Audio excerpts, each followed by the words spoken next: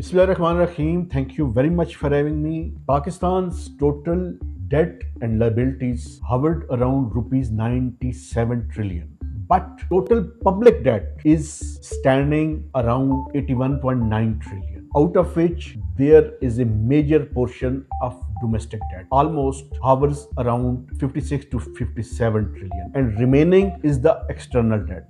Instead of gauging any country's debt in absolute number, there is a known and established way of gauging debt, and that is total public debt in percentage of GDP. Pakistan's total public debt in percentage of GDP stands at almost 68%, and few years back it was standing in the range of 74%. So in the last financial year that is going to end on June 30, 2026, Pakistan's public debt to GDP ratio improved because it was decreased from 74% to 68%. Now public debt in percent of GDP is being known as the country's overall debt burden, and this debt burden will always be gauged in percentage of GDP. If we compare with other countries, for instance, in case of Japan, their total public debt to GDP ratio hovers around more than 200%. To be exact, 225 to 250%. And in case of United States, its debt is around 123% of GDP. But actually, there is a need to gauge the public debt in percent of GDP shows the ability of the country to pay back its debt burden. Although Pakistan's debt burden has increased in last few years period, but if we analyze in percentage of GDP, it shows that it's a declining trend, and it shows that the macroeconomic stability is yielding its desired results. Now,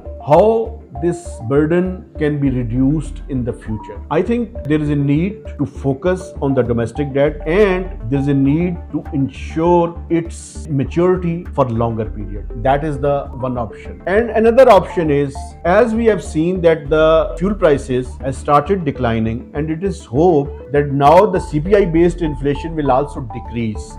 So keeping in view this development, it is hoped that the policy rate will also be reduced in month ahead. Although the State Bank of Pakistan has kept the policy rate unchanged in its last monetary policy stance, but we can easily project that in days to come, our policy rate is expected to be decreased. Why the debt burden increased? The debt burden increased mainly because the fiscal deficit of the country increases. And if we analyze the situation on the fiscal side, we have seen that in the outgoing financial year, which is now going to end on June 30, 2026, Pakistan had invested a fiscal deficit target of 3.9% of GDP. And in accordance with revised estimates, it is projected that it will be hovering around 3% of the GDP. And for the next financial year, we have invested 3.6% of GDP. So overall, Pakistan's fiscal deficit will be hovering around more than 5 trillion rupees. And this fiscal consolidation, by curtailing the overall fiscal deficit, will also help the country to curtail the rising debt